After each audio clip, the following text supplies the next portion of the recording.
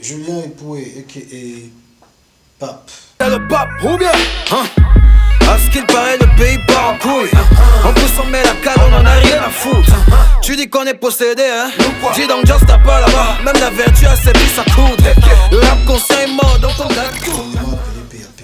PAP qui vient du diminutif papi, petit nom d'enfance. PAP qui signifie pas à pas. Et c'est un peu mon leitmotiv. C'est-à-dire, tout ce qu'on fait, on le fait en temps et en heure. On prend du temps pour bien faire les choses. Producteur de musique, j'aime pas le mot beatmaker. Artiste, rappeur, chanteur en étant perdu et ingénieur son studio. On a tellement wack que les cicatrices de nos lives se font des messes. Qu'est-ce que je pense des mots art? Non, tant pour moi, star et artiste. Star et artiste. Pour moi, c'est deux choses bien distinctes.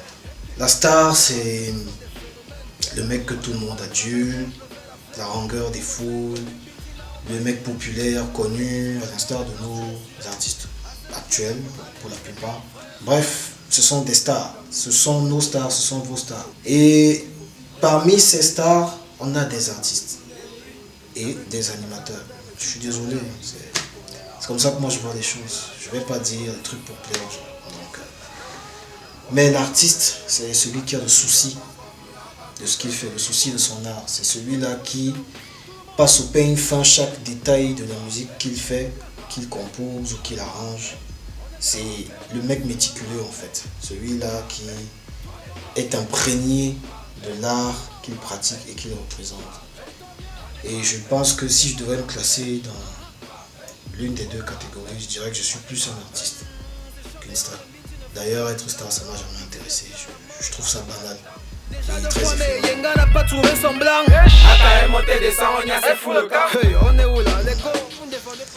Ah, c'est une question tellement vaste. C'est-à-dire, s'il m'était donné une journée pour épiloguer dessus, je pense que ça n'aurait même pas suffi. Pour être très sincère. Et je pense qu'il y a ceux qui font leur travail et d'autres pas. Et en majorité, on a plus des gens qui font pas leur travail, malheureusement.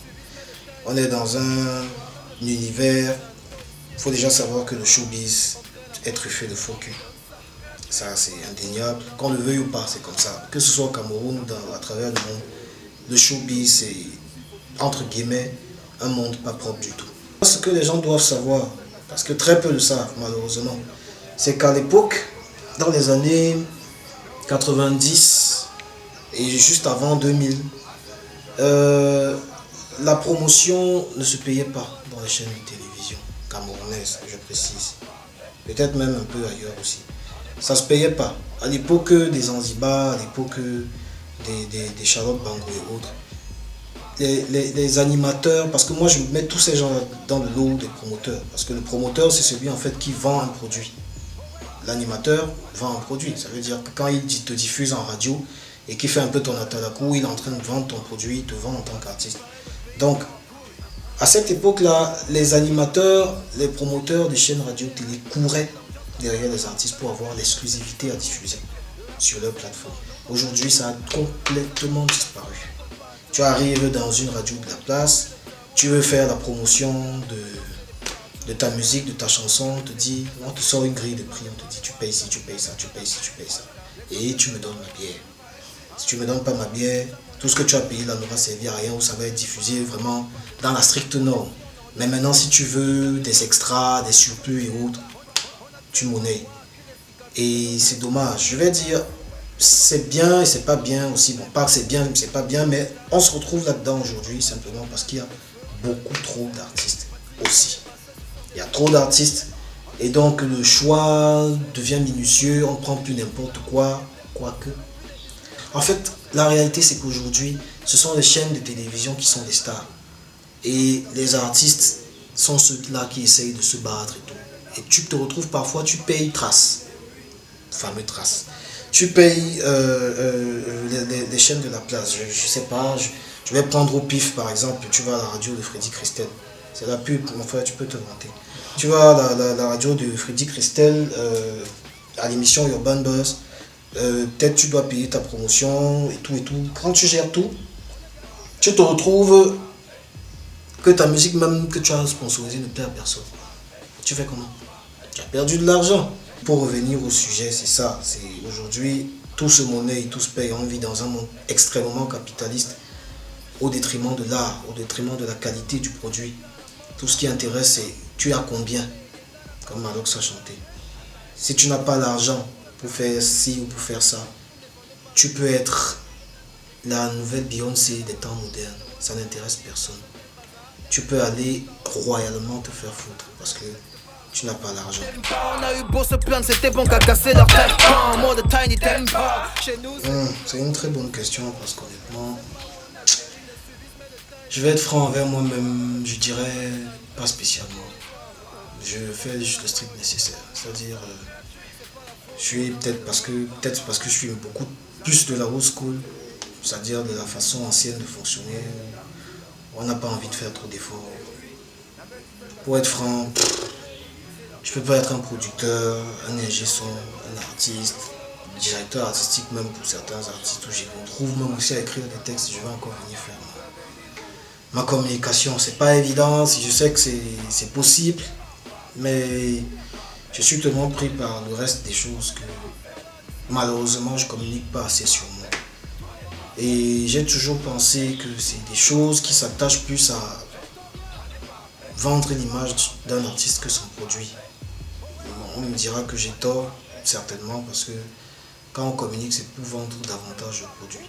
Je pense que quand un artiste est aimé quand il a des fans qui le suivent vraiment, peu importe où est-ce qu'il divulgue son information, les gens vont suivre.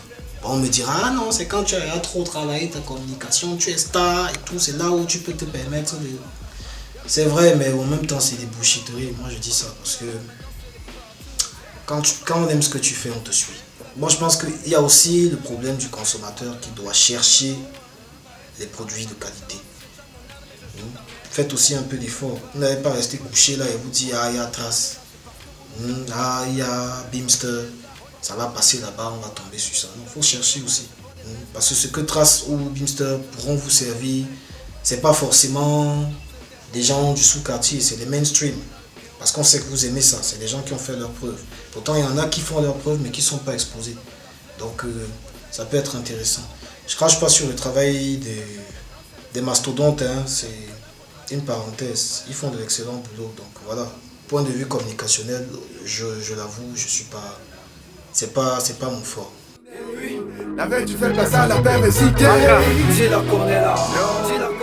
Je pense que je suis plus un producteur de musique qui rappe. Parce que ce qu'il faut savoir, c'est... Je commence à nourrir le besoin et l'envie de faire de la musique à partir de la création musicale. Je me retrouve à nourrir l'envie de faire ce qu'on appelle des beats. L'écriture, en fait, c'est plus un hobby. Je ne me considère pas comme un rappeur attitré. D'ailleurs, je trouve que c'est un truc qu'on fait vraiment par passion. J'aime la littérature, j'aime la philosophie, j'aime l'écriture, quoi. Donc, être songwriter pour des artistes et écrire pour moi-même. Je me suis dit, c'est intéressant. Donc, allier tout ça, ça forge le personnage que vous avez devant vous, qui s'est fait un nom par la force du travail et qui réussit à écrire et à produire et à mixer et à diriger. On a eu beau se plaindre, c'était bon qu'à casser leur tête en mode Tiny Tempo. Oui, j'ai même des projets en cours. Je me suis dit qu'il faut que je fasse un album.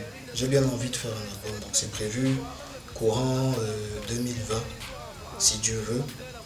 Mais le titre n'est pas encore calé, je suis encore en pleine hésitation du titre que je vais dédier à l'album. Les prods sont déjà en cours de création, j'en ai déjà reçu pas mal de différents producteurs que vous connaîtrez au fil du temps.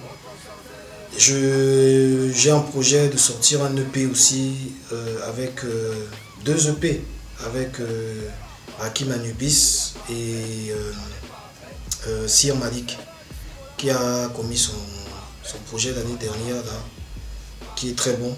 Et Rakim Anubis aussi qui a sorti LCDE, les classiques des Trap. Pour ceux qui n'ont pas encore écouté, c'est sur SoundCloud, vous tapez Rakim Anubis, vous allez tomber dessus. Donc voilà, pour cette année, c'est 2 EP distincts. C'est des sorties de mes artistes. Et l'année prochaine, c'est mon tout premier album officiel qui va sortir. avec des prods de malade, une direction artistique. Bref, vous saurez. PAP. Casse-moi les choses. Casse-moi les...